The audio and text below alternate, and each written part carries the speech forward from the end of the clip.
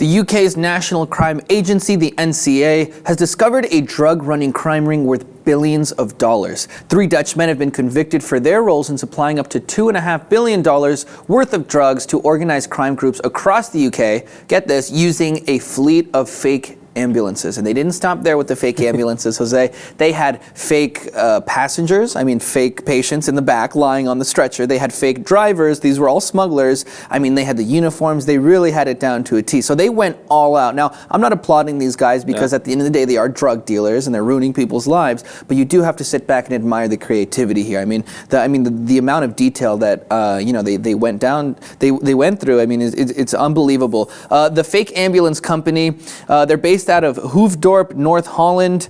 I want to read you a list of all of the drugs that they found in this ambulance. In that single ambulance. One bust alone, yeah. Searching through the van, the NCA discovered 193 kilos of cocaine, 74 kilos of heroin, 2 kilos of crystal MDMA, and 20,000 ecstasy pills, all hidden in the walls, in cupboards, in the flooring of the ambulance. Jesus Christ. They even found a list with all the stops that they needed to make, and each package was clearly marked where it was going. Color-coded and everything. Yeah, very organized. Very organized. What do you think? How much is the ring in total earnings? How big is this operation? Billions of dollars. Wow. Who knows how many fleets of ambulances are out there that they don't even know about, right? Yeah. So this is just one that they caught, and in this van alone, $60 million almost. Just made me think of all the, Colombian and Mexican drug dealers. They're very, we've seen some cases building fiberglass submarines, anti-detectable vessels to move these drugs, but just in your face, an ambulance on the middle of an emergency ride. Yeah, it's. Who's gonna suspect? Who's gonna suspect Nobody's gonna an suspect ambulance? that, and you don't want to stop them for too long because maybe someone's dying in the back.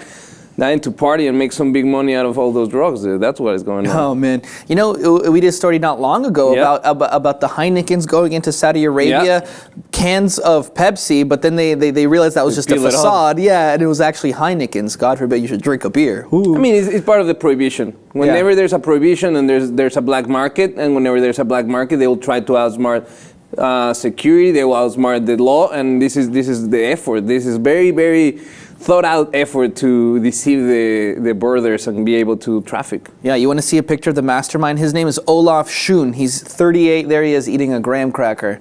He's going to go to jail for a very, very long time. 2 others were convicted. As far as that list, that list had 20 customers that were going to receive these packages. Now they're going to receive visits from the authorities. We're going to see what happens with that.